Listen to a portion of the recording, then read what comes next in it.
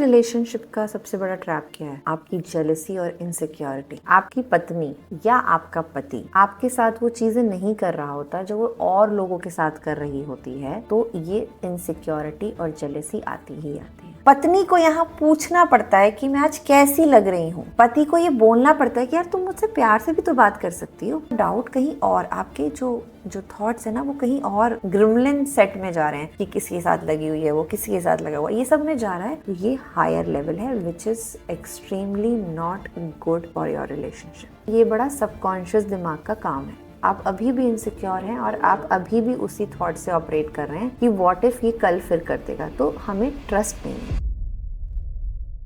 पता है रिलेशनशिप का सबसे बड़ा ट्रैप क्या है? क्या वो ट्रस्ट है? नहीं। क्या वो ऑनेस्टी है? नहीं। क्या वो लव है? नहीं। सो जो ट्रैप है आपकी जेलसी और इनसिक्योरिटी। तो ट्रैप बेसिकली आपको फंसा लेता है ना, और जेलसी और इनसिक्योरिटी सेम यही करता है आपके रिलेशनशिप में। बट जेलसी इनसिक्योरिटी की ट्रैप में हम फंसते कैसे हैं? क्यों होता है ऐसा हमारे साथ? हमें पता है ना, लेकिन जब ये होता है ना तब कंट्रोल नहीं हो पाता। मैम खुशबू, तब नहीं होता है आपको ये चीज़ नहीं कंट्रोल होती। मुझे पता होता है मैं जेलस हो रही हूँ, मुझे पता होता है मैं इनसिक्योर हो रही हूँ, और हस्बैंड को भी पता होता है वो अपनी कि वो ये कर रहा है। तो ये दोनों पार्टनर्स के लिए। तो होता क्यों है? जेलसी एंड इनसिक्योरिटीज आती कहाँ से? देखो, जब भी आपकी पत्नी या आपका पति आपके साथ वो चीज़ें नहीं कर रहा होता जो वो और लोगों के साथ कर रही होती है, तो ये इनसिक्योरिटी और जेलसी आती ही आती है। फॉर एग्जाम्पल, आदमी और औरत एक पार्टी में गए और आदमी ऑब्जर्व कर रहा है कि यार ये ना जब घर पे होती है तब इतने अच्छे से बात नहीं करती है। देखो मेरे फ्रेंड से कैसे बात कर रही है, इतने अच्छे से सॉफ्टली बात कर रही है। सिमिलरली उसी पार्टी में जब आपका हस्बैंड आपकी फ्रेंड को कॉम्प्लीमेंट करता है कि यार तूने आज ब्लैक कलर पहना है, बहुत अच्छी लग रही है, तब आपकी जेलसी स्टार्ट होती है। ये पॉइंट ऑफ जेलसी स्टार्ट होने का है। क्यों? क्योंकि ये दोनों चीजें आपने पर्सनली एक्सपीरियंस अपने साथ नहीं की, अपने घर में अपने पार्टनर से। पत्नी को यहाँ पूछना पड़ता है कि मैं आज कैसी लग रही हूँ। पति को ये बोलना पड़ता है कि यार तुम मुझसे प्यार से भी तो बात कर सकती हो। इन दोनों पॉइंट पे ना जेलसी स्टार्ट होती है। जब जो चीज हम अपने पार्टनर्स के साथ नहीं कर रहे होते, पति पत्नी के साथ, पत्नी पति के साथ, और वो किसी और के साथ वो कर रहे होते हैं, तो वहां से जेलसी पॉइंट स्टार्ट होता है। और जेलसी हो के जल जल के जब हम फूक जाते हैं तो हम इनसिक्योर हो जाते हैं। हम इनसिक्योर इतने ज़्यादा हो जाते हैं कि हमको ऐसा लगता है कि यार अब मैं इसकी लाइफ में उतना इम्पोर्टेंट नहीं रहा, या अब मैं इसकी लाइफ में इतना इम्पोर्टेंट नहीं रही, ये मेरी फीलिंग्स को समझता ही नहीं है, ये मेरे मूड्स को समझती ही नहीं है। जैसे कल ही मैं अपनी एक दोस्त से बात कर रही थी, तो मुझे कहती तुझे पता है मेरी एक फ्रेंड है जिसको तेरी बहुत ज़्यादा ज़रूरत है, लेकिन वो तेरे पास आएगी नहीं। तो उसने मैंने कहा चल कोई बात नहीं, जब उसकी विश होगी तब आ जाएगी। मैंने कहा बट हुआ क्या है उसको? बोली यार उसके हस्बैंड ने मुश्किल से पहली बार किसी से बात करनी शुरू होगी, शादी के बाद उसने किसी से बात की, और विदिन 1 वीक में उसकी वाइफ को पता चल गया। कहती उस दिन के बाद से वो अपने हस्बैंड को किसी से बात करने नहीं देती। बोली वो मेरी बेस्ट फ्रेंड है, उसके हस्बैंड का नंबर मेरे पास नहीं, और अगर कभी मुझे उनसे काम पड़ जाता है तो वो मुझे अपने फ़ोन से बात कराएगी, और वहीं पे जो होगा वो वहीं बैठी रहेगी। तो जेलसी कहीं से उसकी शुरू हुई होगी, क्योंकि वो कॉन्टेक्स्ट तो उसने मुझे बताया नहीं, लेकिन जो इनसिक्योरिटी है उसका लेवल ही आ गया। और मैं बहुत श्योर हूँ कि इसकी जेलसी कहीं से शुरू हुई होगी जब इसके हस्बैंड ने वो बात उससे नहीं की, और कहीं जाके उसने देखा अच्छा यार ये टाइम तो ये मुझे नहीं दे रहा और किसी और को दे रहा है। पैरेलली फीमेल्स के साथ भी ऐसा ही है। मतलब जब मर्दों को जेलसी होती है तो ऐसा ही होता है, वो अच्छे से किसी से ज़्यादा से हंस के बात कर लेना, किसी फ्रेंड के साथ उनसे ज़्यादा इंपॉर्टेंस दे देना, तो उनको भी वो जेलसी आती है। तो इसमें ना कोई मेल फीमेल वाला ज़्यादा फर्क नहीं है, होता ये दोनों के साथ है। जेलसी भी आती है, इनसिक्योरिटी भी आती है। ये एग्जाम्पल फ्रेश था तो है, लेकिन एक फ्रेश एग्जाम्पल में ये भी है कि एक मेल ने मुझे आके बताया क्लैरिटी कॉल पे ही कि मेरी वाइफ घर में जब होती है तो वो बहुत चिल्ला चिल्ला के बात करती है, और जब वो बाहर होती है वो लोगों से बहुत अच्छे से बात करती है। तो ये भी एक, लेकिन उसकी इनसिक्योरिटी क्या होगी कि मुझसे कभी भी अच्छे से बात नहीं करेगी, और जिनसे अच्छे से बात करती है वो लोग शायद इसके लिए ज़्यादा इंपॉर्टेंट है। बट ये होना नॉर्मल है। अरे यार आपने क्या कर दिया, इतना सारा टेंशन देके अब आप कह रही हो ये नॉर्मल है।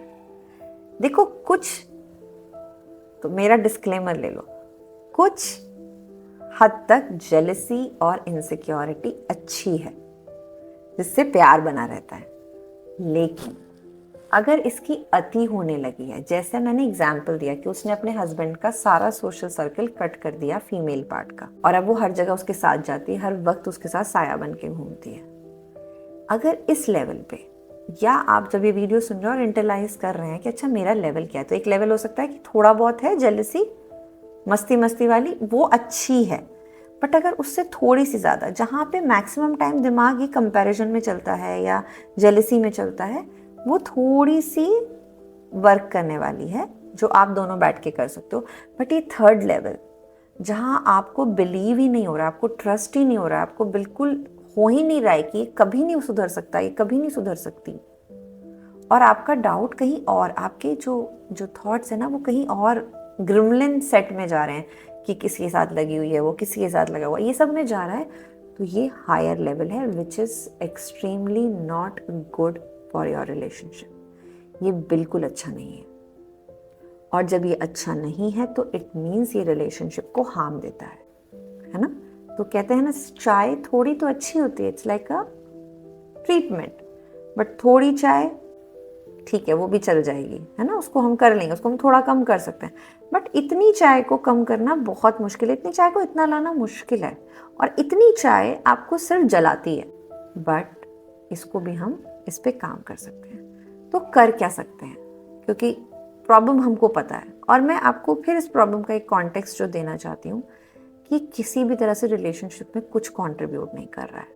अगर आपके हस्बैंड या आपकी वाइफ से कोई गलती हुई भी है, जिस पे आप फॉरगिवनेस के प्रोसेस में हैं कि मैं माफ़ कर देती हूँ, तो भी आप अपने इनसिक्योर माइंड के साथ ही उसको माफ़ करने में लगे या अपने रिलेशनशिप को सुधारने में लगे। ये बड़ा सबकॉन्शियस दिमाग का काम है। आप अभी भी इनसिक्योर हैं और आप अभी भी उसी थॉट से ऑपरेट कर रहे हैं कि व्हाट इफ़ ये कल फिर कर देगा, तो हमें ट्रस्ट नहीं है। और वैसे ही फीमेल, मेरे पास ऐसे भी लोग आते हैं जहाँ फीमेल्स से कुछ गलत काम हुआ या उन्होंने कोई गलती कर दी, तो आदमी के दिमाग से ये बात जाता ही नहीं है। एक इंसान के साथ में बहुत महीनों से काम कर, उसके दिमाग से जाता ही नहीं है कि दोबारा से ऐसा नहीं करेगी, क्योंकि आप इनसिक्योरली ऑपरेट कर रहे हैं, है ना। बट इसके लिए जो कुछ ज़रूरी स्टेप्स हैं जिसके लिए आप कोशिश कर सकते हैं, वो है, पहला जो ज़रूरी चीज़ है कि आपको इस बात के साथ ईजी आउट होना पड़ेगा कि मेरा इनसिक्योर लेवल मिडिल वे में है या मेरे इनसिक्योर लेवल हायर लेवल पे है। क्योंकि जब आप इस बात के साथ ईजी हो जाएंगे ना, तो ही हम दूसरे स्टेप पे काम कर पाएंगे। जब तक मैं मानूंगी ही नहीं ना, जैसे बहुत सारे लोग मेरे पास ये बात कहते हैं कि नहीं नहीं मैं ऐसा नहीं सोचती या मैं ऐसा नहीं सोचता उसके बारे में। लेकिन गाइज, मुझे यहाँ पे थोड़ा सा बिटर ट्रूथ आपको बताना पड़ेगा कि आप सब यही सोचते हो। ऑपरेट आप इनसिक्योरिटी से ही हो रहे हो या डाउट से हो रहे हो, तभी चीज़ें आगे नहीं बढ़ रही हैं। तभी कभी भी आप लोग बैठते हो वो फिर से झगड़े में जाती है, फिर से आपका दिमाग उन्हीं सब चीज़ों में घूमता है कि भाई ये गलत ही करेगा, ये गलत ही करेगा, ये गलत ही करेगा या करेगी। तो पहले इस बात के साथ इजी आउट होना है कि मेरा लेवल क्या है। क्या मेरा लेवल इस लेवल पे है कि मैं बहुत इनसिक्योर हूँ, या मेरा लेवल ये है कि मैं थोड़ा ही इनसिक्योर हूँ, है ना। तो पहला स्टेप ये। दूसरा इंपॉर्टेंट स्टेप ये है कि आपको अगर अपना लेवल पता चल जाता है तो ये बात अपने पार्टनर से ज़रूर शेयर करो, और शेयर तब करो जब एक अच्छी कॉन्वर्जेशन बिल्ड करने का पोजीशन आप लोगों के पास हो, या जब कहते हैं ना कि बीइंग वल्नरेबल होके शेयर करो कि यार मुझे ना समझ आया कि मैंने कोई चीज़ हुई हमारे बीच में, चाहे वो मैंने की चाहे तुमने की, और मैं उसमें सोचती कैसे हूँ या सोचता कैसा हूँ, और मुझे ये भी समझ में आया कि मेरा लेवल ऑफ इनसिक्योरिटी क्या है। ये जब आपने उससे कह दिया ना, तो मीन्स आपने डोर ओपन कर दिए कि अब आप इससे बाहर निकलना चाहते हैं। तो तीसरा स्टेप जो आता है वो है दोबारा से अपनी इनसिक्योरिटीज़ और अपने जेलस लेवल पे काम करना। और उसके लिए जब आप रीबिल्ड करते हैं तो थर्ड स्टेप को हम कहते हैं कि रीबिल्ड करना। और उसके लिए इम्पॉर्टेंट ये है कि आप दोनों बैठ के बिल्कुल दिल से एक रीस्टार्ट करें। अगर नहीं होता तो मदद लें, अगर हो सकता है तो घर पे ही वो बात आप कर सकते हैं। तो घर के नुस्खों में ये है कि आप एक दोनों को एक फॉरगिवनेस लेटर लिखें कि मैं हर तरह से माफ़ करती हूँ। उसके बाद अगर वो थॉट आएगा तो आपको हमेशा वो लेटर ध्यान रखना है। बट अगर नहीं होता है खुद से तो कुछ मदद आप बाहर से ले सकते हो। लेकिन ये करना ज़रूरी क्यों है, ये पूरी वीडियो में आपको समझ आ गया होगा। अगर कुछ समझ नहीं आया और अगर एडिशनली आपको कोई सवाल है तो आप प्लीज़ अपने कमेंट बॉक्स में लिखिए, लाइक कीजिए जिससे आपको, या फिर मुझे थम्स अप वाला लाइक भेजिए और मैं आपको समझ जाऊंगी कि ये वीडियो आपको ज़्यादा समझ में आई है। इन एनी केस अगर आपको ज़रूरत पड़ती है मेरी, तो आपके पास वो डिस्क्रिप्शन में सारी डिटेल्स अवेलेबल हैं। और मुझे बहुत खुशी होगी कि अगर मैं आपके रिलेशनशिप में इतना भी कंट्रीब्यूट कर पाऊंगी। अपना ध्यान रखिए और अपनी इनसिक्योरिटीज़ को अपने रिलेशनशिप से हटाइए।